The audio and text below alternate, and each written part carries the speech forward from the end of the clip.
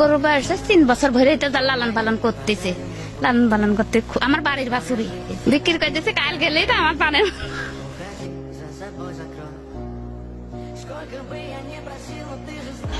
ছোট থেকে মানে তিলে তিলে বড় করা তো এজন্য একটু কষ্ট হয়। গায়ে কোনোদিন আমি একটা চড় মারিনি। আজকে আপনি কেন চর মারলেন? বিরক্ত হয়েছিলাম। তো শেষ বেলায় আপনি বিরক্ত হলেন। শেষ বেলাতে বিরক্ত হয়েছি।